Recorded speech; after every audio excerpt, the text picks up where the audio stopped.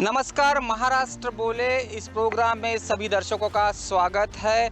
आज हम हैं महाराष्ट्र के वर्धा जिले के वर्धा विधानसभा क्षेत्र में। मैं जहां हूं वह वर्धा शहर का गांधी पुतला परिसर है। आप देख सकते हैं ये नामांकित गांधी पुतला परिसर है, गांधी चौक है, और जहां पे बहुत बड़ी संख्या में यहां पे सिविल लाइनें ऑफिसर्स है। और अभी हम एक चाय वाला एक चाय कैंटीन है, वहां पे जाएंगे। इस महाराष्ट्र बोले इस विधानसभा क्षेत्र में आखिर क्या होने वाला है और इस विधानसभा क्षेत्र में किसका दबदबा है, जो कि इस विधानसभा क्षेत्र में बीजेपी और कांग्रेस में बड़ी जोरदार मुकाबला हुआ था। इस मुकाबले में कांग्रेस को कुछ ही वोटों से 7,933 वोटों से हार मानना पड़ा। आखिर इस बार क्या होने वाला है इस विधानसभा में, हम जानते हैं। यहाँ पे कुछ लोग बैठे हुए। काका, क्या बताओगे इस बार इस विधानसभा क्षेत्र में क्या होने वाला है? इस विधानसभा क्षेत्र से कांग्रेस को टिकट मिलने के बाद शेखर शेंडे इनको टिकट मिलना जरूरी है, क्योंकि ये कितने साल से इनका घर और सब उसका परिवार कांग्रेस से एक निष्ठ है और एक निष्ठ कार्यकर्ता को टिकट मिलने को ना। और यहाँ से विजय महाविकास आघाड़ी और शेखर शेंडे इनका विजय निश्चित है। यदि जातीय समीकरण के दौर पे अगर देखा जाए तो यहाँ पे जो गुटबाजी है और जातीय समीकरण बड़ी तौर पे चल रहा है, इस पे क्या बताओगे? जातीय समीकरण यहाँ की बात बरोबर है तुम्हारे। कुंभी और तेली ये यहाँ पे ज़्यादा संख्या में है, तो भी शेखर सब जातियों में मिलकर रहने के वजह से उनका विजय निश्चित है। हम और यहाँ पे बुजुर्ग एक काका बैठे हुए। काका, क्या बताएंगे इस बार जो समीकरण है विकास की दृष्टि से देखा जाए तो सत्ता में बीजेपी है और यहाँ पे जिन्होंने हार पत्कारी थी बहुत कुछ ही कम वोटों से हार पत्कारी थी कांग्रेस ने, तो आप क्या बताओगे इस बार क्या होने वाला है? इस वक्त में महाविकास आघाड़ी जो है अपनी अलायंस वाली है, और हमारे शेखर बाबू जो शेंडे जी है तत्पर काम में सेवा पब्लिक की करते हैं, जनता की करते हैं। उनके बाप दादा के ज़माने से वो कांग्रेस से जुड़े हुए हैं, अच्छे सक्रिय कार्यकर्ता है। और हम चाहते कि ये ज़्यादा वोटों से जनता उनको चुन के देने के लिए बहुत समर्थ है उनके पीछे।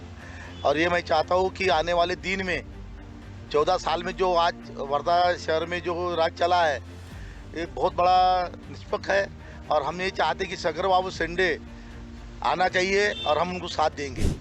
क्या बताओगे आप कि इस बार जो है कि जो महाविकास आघाड़ी में बड़ी गुटबाजी चल रही है, राष्ट्रवादी कह रही है कि हमको सीट चाहिए और कांग्रेस में भी 2 गुट है, इसमें किसको टिकट मिल सकती है? हालांकि इस बार तो कांग्रेस को टिकट मिलेंगे। अभी तक यहाँ पे राष्ट्रवादी का उम्मीदवार अभी तक कोई आया ही नहीं, और जो अभी तक कांग्रेस के लिए ये सीट रिजर्व थी, तो इस बार वो गांधी जी आश्रम है यहाँ पे, पवनार आश्रम है, इसके वजह से ये सीट कांग्रेस को मिलना जरूरी है। बड़ी तौर पे अगर देखा जाए तो वर्धा ये कांग्रेस का बाली किला रहा है और गढ़ रहा है। कुछ ही सालों में यहाँ पे बीजेपी ने राज किया है, अपने पैर जमाए है, तो इस बार क्या होगा? ये 15 साल तो इन्होंने राज किया है, पर ये कांग्रेसी जिला है, कांग्रेसी विचार के लोग यहाँ पर है, इसलिए ये कांग्रेस का ही गढ़ माना जाता है। और इस बार लोगों ने ठहरा है कि इस बार शेखर शेंडे जो है कांग्रेस निष्ठ है, उनको ही लाने के लोगों ने चुना है। हम लोगों से बात करते हैं तो लोगों ने सोचा कि पंकज भाव ने जो काम किया है वो काम बहुत घटिया तरह से किया, बहुत बड़ा उसमें भ्रष्टाचार किया हुआ है। और वो भ्रष्टाचार के कारण के वो लोग बोलते कि इन्होंने खाली काम तो जरूर किया पर भ्रष्टाचार बहुत किया है। और जो भी इतना शेवर लाइन ला जो 100 करोड़ का है, 500 करोड़ के रोड फोड़ के वो काम किया है, इसीलिए लोग नाराज हैं। तो मैं चाहता हूँ कि इस बार शेखर बाबू चुन के आना चाहिए। बड़ी तौर पर देखा जाए तो यहाँ की जो नागरिक है, मतदाता है, ये कांग्रेस यहाँ पे टिकट मिलना चाहिए और कांग्रेस ही चुन के आएगी, ऐसा कहना है। हमारे साथ एक बंधु है कि क्या कहोगे इस बार जो है यहाँ पे विकास बीजेपी कहती है कि हमने बड़ी तौर पे किया है, पर इस बार क्या होने वाला है? नहीं, इस बार तो शेखर शेंडे के ही आ जाएंगे चुन के। एक निष्ठा कार्यकर्ता है, कई सालों से उनका घरदार चल रहा है। और अभी लोग कैसे है, पार्टी छोड़ के जा रहे हैं, बीजेपी में से आ रहे हैं और कांग्रेस में शामिल हो रहे और टिकट के लिए ट्राई कर रहे हैं, ये गलत बात है। कांग्रेस ने ऊपर के लेवल में हाईकमान ने तो शेखर शेंडे को टिकट देने को होना, क्यों? तो कैसा है, एक निष्ठ कार्यकर्ता है, कई मुसीबत आई मगर कांग्रेस उन्होंने छोड़ी नहीं कभी। बड़े तौर पे यहाँ पे कहते हैं कि जो विधायक है इन्होंने बहुत बड़ा विकास किया है, क्या कहेंगे? सर जो भी हुआ है सबको पता है, पब्लिक को। क्या बोले, अब एक को बोले तो दूसरे को बुरा लगता है, दूसरे को बोले तो पहले को बुरा लगता है। लेकिन पब्लिक बहुत जानती है जो भी होने वाला है इस बार खतरनाक होने वाला है। पब्लिक है ये सब जानती है जो भी होने वाला है ये पब्लिक। क्या बताओगे आप कि यहाँ पे जो है इस बार क्या होने वाला है? जो सत्ता में विधायक है उन्होंने बहुत बड़ा विकास किया है ऐसा भी कहा जाता है। वर्धा शहराचा काही असा विकास झालेला नाही, प्रॉपर विकास झाला नाही आणि त्याच्यात रोड गीट खूप फुटून राहिले। याच्या पहिले भूमिगत जे गटर योजना आहे त्यांना प्रत्येक रोड फोडले, 100 कोटीच्या कामासाठी हजारो कोटीचे रोड फोडून ठेवले, त्याच्यामुळे लोक खूप नाराज आहे। दुसरी गोष्ट नगर परिषद 3 वर्षापासून इलेक्शन आहे, सत्ताधारी लोक सगळं राज्य आपल्या हाती घेऊन सगळं शिवोर याच्यावर दबाव टाकून त्याच्यामुळे लोक पब्लिक खूप नाराज आहे। आणि यावेळेस काँग्रेसचा विचारधारेचे लोक जे आहे आणि ज्या लोकांना बीजेपीला वोट दिलं होतं ते सुद्धा लोक आता वाडावाडात म्हणून राहिले का यावेळेस शेखर शेंडे हा निष्ठावान आहे, सुरुवातीपासून निष्ठावान आहे, बापदाद्यापासून निष्ठावान आहे। आणि जातीय समीकरणाच्या हिशोबाने सुद्धा शेखर शेंडेच्या पूर्ण समाज आहे आणि कुणबी समाजाचे पुष्कळ सारे लोक आहे आणि इतर समाज हा सगळा शेखर शेंडेचं नाव घेऊन राहिले। इस बार शेखर शेंडे कोई हालत में चुन के लाना है और शेखर शेंडे 100% निवडून येऊन जाईल। लोक महागाईला तरसले आहे। हम हैं अभी विधानसभा क्षेत्र के एक नुक्कड़ पे जहाँ पे एक नाश्ते वाला है और वो नाश्ता बेचते हैं। उनका भी इसी विधानसभा क्षेत्र से ताल्लुकात है। हम जानते हैं उनसे कि इस बार विधानसभा क्षेत्र का बड़े तौर पे चुनाव है काका, और यहाँ पे आपको क्या लगता है क्या विकास हुआ है? जो विधायक थे उन्होंने क्या विकास किया है और आपके व्यवसाय पे कैसी उन्नति हुई है, क्या हुआ है? कोई विकास हुआ नहीं है, सिर्फ रोड बनाने से सब विकास नहीं होता। मजदूरी नहीं है, बेरोजगारी ज़्यादा बढ़ रही है, एजुकेशन में ये ज़्यादा हो रहा घपला, सब ये पैसा वसूल ज़्यादा कर रहे, एजुकेशन की फ़ी वगैरह सब ज़्यादा ले रहे। क्या करने वाले सब गरीब बच्चे क्या करने वाले हैं?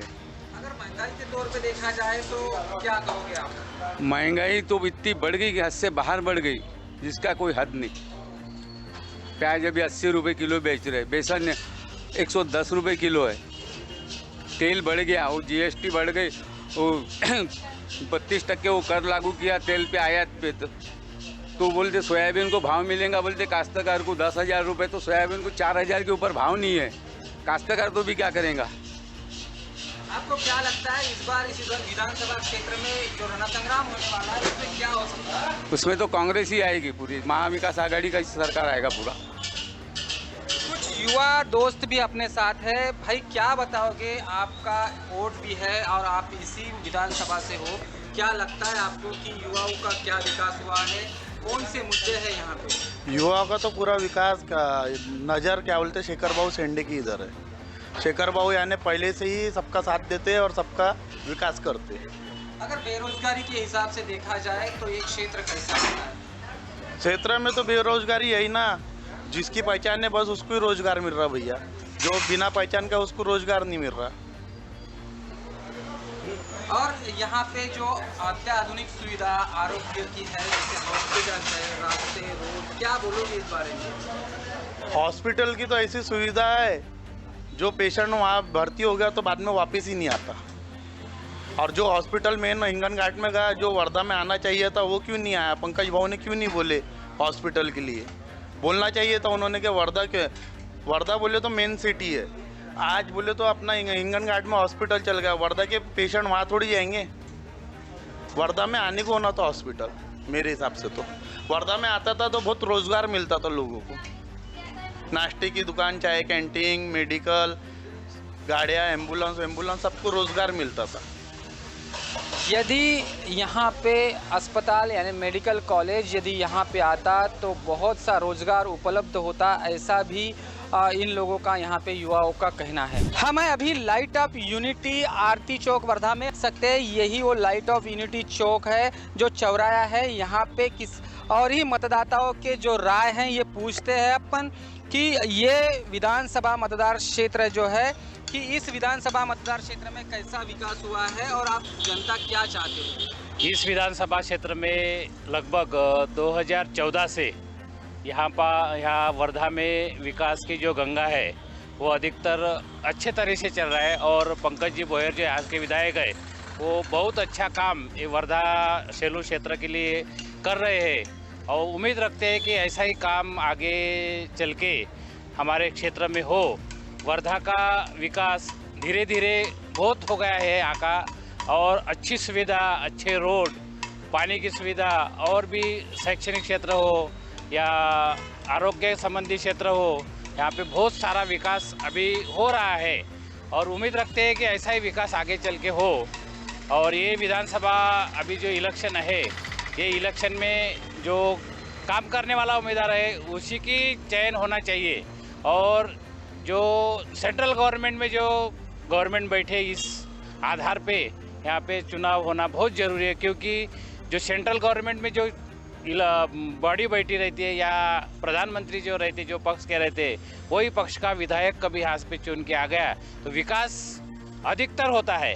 इस समय पंकज जी भोयर विधायक होंगे ऐसी अपेक्षा करते हैं। धन्यवाद। बेरोजगारी के बारे में आप क्या कहोगे? जो इस क्षेत्र में एमआईडीसी है पर बहुत कम तौर पे यहाँ पे उद्योग, देखिए उद्योग धंधे के बारे में जो है ना, यहाँ का थोड़ा कमजोरी है, क्योंकि इतनी बड़ी सिटी नहीं है और डेवलपमेंट नहीं है यहाँ पे, क्योंकि जहाँ जो एमआईडीसी है वहाँ पे जो कमर्शियल जो रहता है एमआईडीसी का जो व्यवसाय, वो रेसिडेंटल व्यवसाय हो बैठा है, क्योंकि अधिकतर एमआईडीसी में रहने वाले लोग ज़्यादा है और कारखाने कम है यहाँ पे। जैसे यहाँ के आरोग्य दृष्टि से अगर देखा जाए तो यहाँ का मेडिकल कॉलेज भी यहाँ से गया है, ऐसा भी लोगों का कहना है। हाँ, ऐसा गया है, लेकिन वर्धा में होना मैंने चाहिए था, तो वो हिंगन घाट में गया बोलते। यहाँ का जो रास्ते, रोड, जो विकास है ये तो दिखाई पड़ रहा है, पर यहाँ का जो शैक्षणिक दृष्टिकोण है या औद्योगिक है, बेरोजगारी है, क्या कहोगे इस पे? इस पर क्या बोलना है, वो सरकार बोलेगी, सरकार नहीं करना चाहिए उसके लिए कुछ। जो भी है एजुकेशन के है, गरीब बच्चों को एजुकेशन फ्री देना चाहिए, मेडिकल फ्री देना चाहिए, इस बारे में भी सरकार सोचेगी तो थोड़ा सा गरीब जो है जनता, उनको भी थोड़ा सा सहयोग मिले। सिर्फ लाडली बहन से पैसे से देने से, फ्री में राशन देने से नहीं होता ना, आपको एजुकेशन के बारे में भी सोचना पड़ेगा। सब फ्री में खाना, फ्री में राशन बांटने से सब नहीं होता ना। सिर्फ आप क्या दे रहे हैं फ्री में? सिर्फ लाडली बहन आपने एक खोल दी, एक स्कीम चला दी, उसमें भी आप क्या दे रहे हैं? कुछ ऐसी सिर्फ 1500 रुपये महिलाओं को दे रहे हैं, महिलाओं को सब दे रहे हैं, आदमियों को भी कुछ देना चाहिए ना। और अगर देखा जाए तो यहाँ पे एक जातीय समीकरण बोल के बहुत ही एक राजकारण होता है, राजनीति होती है, इस पे क्या कहोगे आप? वो तो जातिवाद तो इन्होंने बनाया ना, जातिवाद का इन्होंने सीट ही वैसी देते हैं ना। कभी आपने कभी देखें क्या जातिवाद? एक कुंभी तेली जातिवाद चलते ही रहता है हमेशा। ये अभी पीढ़ी से कब मैं तो 20 साल से वही देख रहा हूँ, यही राजकारण चल रहा है। अब इससे भी उठना चाहिए ना इन्होंने ऊपर, कि जातिवाद की राजनीति से ही तुम चुनकर आना है, इन्होंने ये टारगेट ही है इनका। अब क्या करेंगे इसके लिए? इस बार के जो विधानसभा का जो ये रणसंग्राम होगा, इसमें जातिवाद के ऊपर उठ के कुछ होने वाला है, आपको ऐसा लगता है? पॉसिबल तो नहीं है इसमें तो, क्योंकि एक पक्ष जो बीजेपी है वो अभी मजबूत पक्ष है, पावरफुल पक्ष है, कैंडिडेट भी पावरफुल है। अब उसके आगे अगर कांग्रेस वगैरह जो अदर पार्टीज है, उन्होंने अगर कोई अच्छा दमदार नेता खड़ा किया तो हो सकता है, यानी इस बार फिर यानी एकदम प्रतियोगिता जो है वो थोड़ी सी मज़ेदार मज़ा आ सकता है, पर आगे देखते हैं, पता चलेगा जो होगा। यहाँ पे जो एक बजाज चौक पुलिया का मुद्दा है वो भी बहुत बड़े तौर पे सामने आ रहा है कि जो सत्ता में विधायक थे उन्होंने उस पर काम नहीं किया है, ऐसा भी कह रहा है। हाँ, 10 साल से तो हम वैसे ही देख रहे हैं, वहाँ से जाते हैं तो वो पुलिया वैसे ही दिखता है। कई बार कितने एक्सीडेंट हो गए, कितने लोग मर गए, वहाँ पर ट्रैफिक पुलिस वाले बढ़िया बैठे रहते हैं, बढ़िया देखते हैं। जिस दिन सिर्फ शाम को आते 5-10 चालान फाड़ते हैं, चले जाते हैं। अब उसके लिए एक्सीडेंट में होता है, कई लोग मरते हैं, तो इसके लिए जिम्मेदार कौन है? सरकार जिम्मेदार। किसान, आप युवा हो और ये जो क्षेत्र है बहुत बड़ी तौर पे किसान वर्ग से जाना जाता है, तो किसान के बारे में आप क्या कहना चाहोगे? किसान को क्या है, किसान क्या है, कर रहा है, खेती कर रहा है, चला रहा है, देश को पूरा सब देता है। मेरे हिसाब से किसान को तो कोई पूछता नहीं है। वो अब सरकार अभी किसान के लिए कर क्या रही है? लोन दे देती है, सब दे देती है, बाकी उनका जो उत्पन्न जो होता है किसान से, खेती से, उसके रेट में कहाँ बदलाव है? 10 साल से आज 10 साल पहले भी वही किसान की वही हालत थी, आज भी वही हालत है। कहीं तो मुझे कोई बदलाव दिखा ही नहीं है किसानों के बीच। किसान के बारे में, युवाओं के बारे में, बेरोजगारों के बारे में यहाँ पे कोई सरकार कुछ भी काम नहीं करती है और ना ही उसके और ध्यान देती है। तो इस ही बारे में अभी हमने पूरे विधानसभा क्षेत्र में जो बातचीत की है, मतदाताओं से बातचीत की है, इनमें एक ही सामने आया है कि ना ही इसमें जातीय समीकरण, इस बार जातीय समीकरण से ऊपर ही कुछ मतदाता अपने मत के माध्यम से इस बार का जो इलेक्शन है, चुनाव है, ये दिखाई पड़ेगा, ऐसा भी कहने में आ रहा है। हम आज महाराष्ट्र के वर्धा जिले के देवली पुलगांव मतदार संघ में मतदार संघ का जायजा लेने आए हैं। महाराष्ट्र बोले इस प्रोग्राम के माध्यम से देखते हैं इस देवली पुलगांव में मतदाताओं का मत क्या है, क्या समस्या इस मतदार संघ में रही है। और इस क्षेत्र में औद्योगिक दृष्टि से देखा जाए तो यहाँ पे बड़ी बड़ी कंपनियाँ भी है और यहाँ पे युवक और जो यहाँ पे रोजगारी का सवाल क्या है। यहाँ पे गए 25 सालों से जो विधायक रह चुके हैं वो कांग्रेस के विधायक रह चुके हैं और जिनके एक हाथ में जिनकी सत्ता रह चुकी है। और यहाँ पे जो देवली पुलगांव मतदार संघ का गए 25 सालों से क्या विकास हुआ है, इनकी समस्या क्या है, आम नागरिकों की समस्या क्या है, हम जानना चाहते हैं। क्या समस्या है आपकी इस विधानसभा मतदार संघ की? गए 25 सालों से यहाँ पे एक ही विधायक रहे थे, 25 अभी क्या कहेंगे? 25 साल से एक ही विधायक ये देवली पुलगांव मतदार संघ में है और एक बार चुनकर आने के बाद कभी वो दिखता नहीं। दूसरी बात, ग्रामीण का कोई विकास नहीं है। और तीसरी बात बोले तो कभी किसी को मिलता नहीं, कोई किसी का काम करता नहीं, अगर गया तो उर्दू भाषा से बोलता है वो। और दूसरी बात ऐसी है कि भारतीय जनता पार्टी ने अगर राजूभाऊ बकानी इनको टिकट अगर दी तो 100% उसका इस बार तमाम होने लगा है। तो भारतीय जनता पार्टी ने अगर टिकट दी तो भाऊ चुन कर आएंगे राजूभाऊ बकानी, ये निश्चित है। हम अभी एक व्यवसायिक हमारे पास है, हम इनसे जानेंगे क्या इस बार आप किसको मतदान करेंगे। देखिए सर, आज तक जो महाविकास आघाड़ी है अभी जो अभी रंजीत दादा है वो 3 चुनाव हो गए, बोले तो 15 साल हो गए, यहाँ तो कोई विकास नहीं दिख रहा। तो अभी तो ऐसे बोल रहे हैं हम कि यहाँ भाजपा की अगर टिकट मिल गई बकानी साहब को तो यहाँ से निश्चित वो 100% चुन के आ जाएंगे। यहाँ पे एक युवा भी है, अभी युवा वर्ग में क्या है, आप क्या इस चुनाव के बारे में कहना चाहेंगे? क्या विकास हुआ है आपका मतदार संघ का? विकास ने मतलब अभी जो रोजगार की संधि है वो कम हो रही है, 5 साल हो गए कम हो गई है संधि, इसलिए बेरोजगार को रोजगार नहीं मिल रहा है। और हमारे जो रोजगार की जो फॉर्म निकलते हैं उसमें डीडी नहीं, क्या 990 रुपये हो गया है। जो बेरोजगार लोग हैं वो कैसे भरेंगे 990 रुपये डीडी, इसलिए वो कम करना चाहिए सरकार को, उसका समझना चाहिए विद्यार्थी को। विद्यार्थी अभी गरीब घर से है, मतलब किसानों के सब भी बेटे हैं, तो वो कम करनी चाहिए डीडी।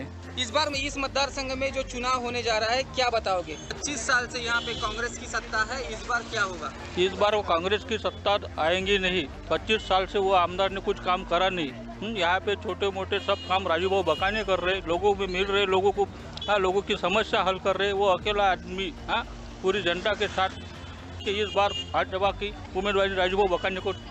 इस बार इस विधानसभा में बड़ी ही एक लड़त होने वाली है और इस बार जो विधानसभा चुनाव है आप इसके बारे में क्या कहोगे? किसको चुन के लाना चाहते हो? इस बार में तो कांग्रेस को तो लाना पड़ेगा। क्या विकास हुआ है आपके क्षेत्र का? विकास तो कुछ नहीं हुआ है, तो कांग्रेस अच्छे रहेंगे ये साल में। इस विकास तो कुछ नहीं हुआ है, फिर कांग्रेस अच्छा रहेगा, ऐसे भी मतदाताओं का कहना है। इस बार परिवर्तन होने की बड़ी ही आशंका जताई जा रही है। नीलेश पिंजरकर, देश न्यूज, वर्धा।